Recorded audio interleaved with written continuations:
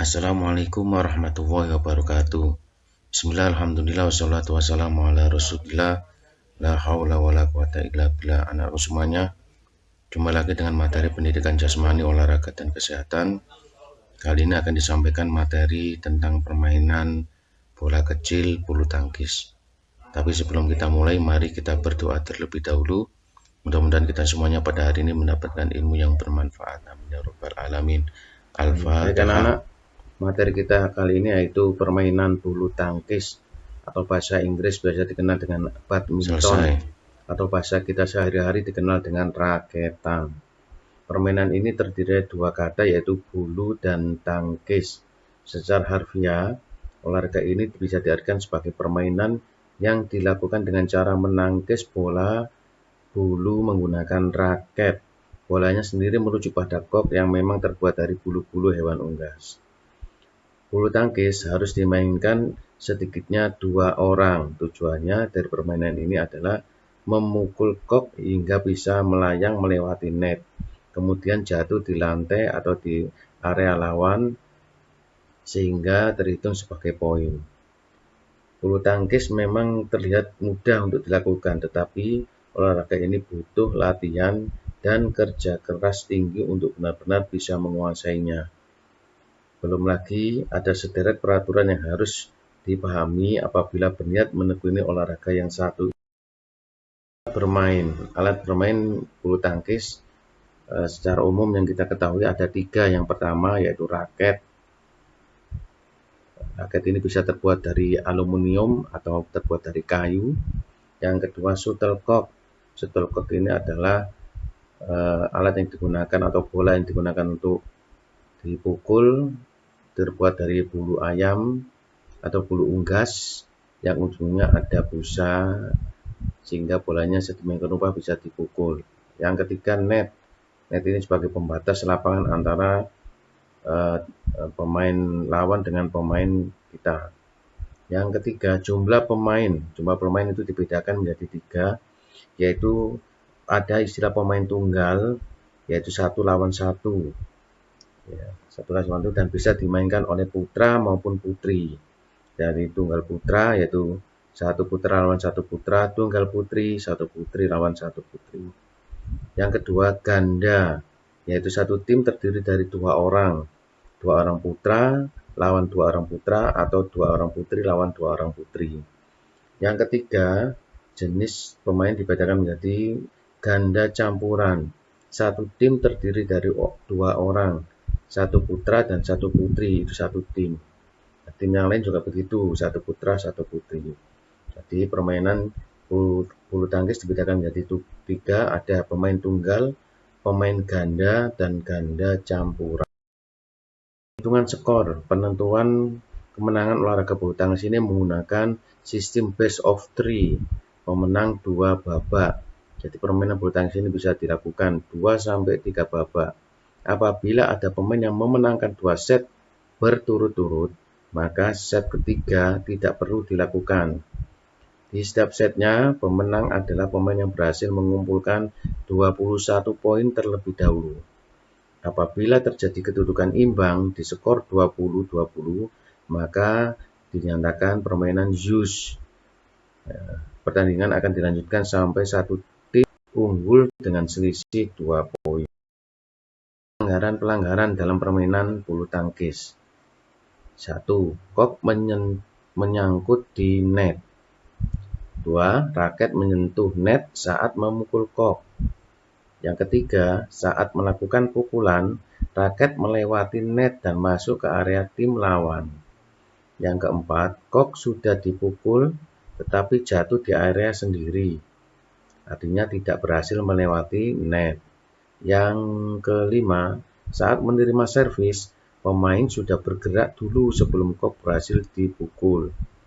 Yang keenam, saat melakukan atau menerima servis, pemain menginjak garis batas lapangan. Yang ketujuh, kok jatuh di luar lapangan atau meluncur lewat bawah net. Yang kedelapan, kok dipukul 2 kali, baik oleh 1 maupun 2 pemain dalam 1 tim. Yang ke-9, pemain sengaja mengulur-ngulur waktu pertandingan.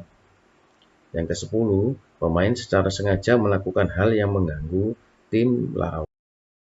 Lapangan bulu tangkis berbentuk persegi 4 yang dipisahkan oleh net di bagian tengah. Ukuran panjangnya 13,40. Ini standar untuk putra, tunggal dan ganda. Sedangkan lebarnya untuk tunggal itu 5,18 meter, untuk ganda itu 6,10 meter. Tinggi netnya sama, yaitu 1,52 meter. Cara memegang raket.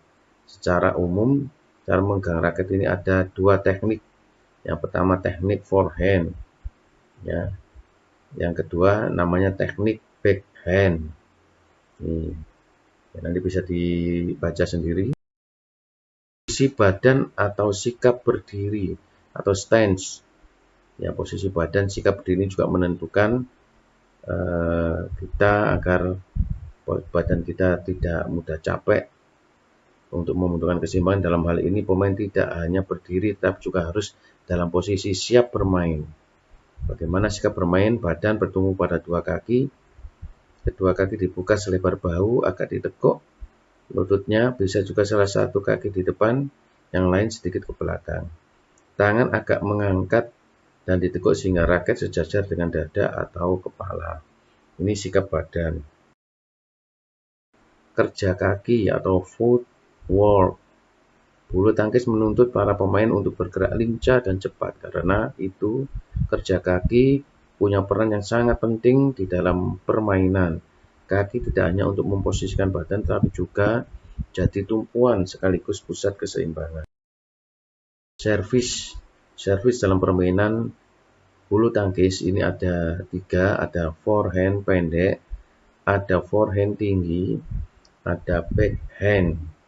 Ya, kalau gambar yang sebelah kiri itu adalah teknik forehand, cara memukulnya dari bawah diayun ke atas, sedangkan teknik backhand itu yang sebelah kanan, jadi bolanya dipukul seperti itu. Servis backhand dilakukan dengan tenaga sedang, tujuannya agar bola atau kok bisa jatuh di dekat garis serang lawan dan mendarat sedikit melewati net. Hal ini juga bertujuan agar lawan kesulitan mengembalikan serangan. Memukul mengembalikan serangan kok bisa bermacam-macam. Ada yang namanya lob, itu pukulan kok agak bisa terbang setinggi mungkin dan jatuhnya di belakang garis lapangan area lawan. Kalau pemainnya di depan, langsung kita berikan bola lob sehingga mengakibatkan bola kesulitan untuk berlari ke belakang. Ya, yang kedua drop shot. Kalau pemainnya sudah di belakang, kita kasih bola drop shot, itu tujuannya adalah mematikan pergerakan lawan. Pukulan dilakukan secara lurus dan menggunakan tenaga kecil, pelan, tujuannya agar kok bisa jatuh di sekitar net. Yang ketiga, pukulan drive. Jenis pukulan yang mendatar, arah pukulannya bisa lurus dan menyilang untuk menyasar sisi samping tim lawan. Teknik ini biasanya dilakukan untuk menyerang maupun mengembalikan serangan dengan cepat. Yang keempat, netting. Sesuai dengan namanya, jenis pukulan yang bertujuan agar kok jatuh tepat di net. Setelah berhasil melewatinya, pukulan netting ini cukup sulit dilakukan karena butuh akurasi tinggi. Bila berhasil, tim lawan akan kesulitan mengembalikan serangan. Yang berikutnya, smash adalah jenis pukulan yang bertujuan untuk menyerang sekaligus mematikan gerakan lawan. Pukulannya sendiri sangat keras dan menukik ke bawah. Untuk melakukan smash, pemain harus memukul kok dengan sekuat tenaga. Baik anak-anak, untuk tugas PJOK hari ini kelas 5, karena dalam pertemuan minggu kemarin masih banyak yang belum menyelesaikan tugas lempar tangkap bola selama 30 detik di tembok, maka untuk hari ini yang belum mengumpulkan tugas tetap dilanjutkan sampai minggu ini, ditunggu Pak Iwan. Bagi yang sudah mengumpulkan tugas, tetap pelajari materi permainan bola kecil, kasti, dan bulu tangkis, karena insya Allah waktunya lagi akan ada tugas untuk mengerjakan soal lewat Google Form.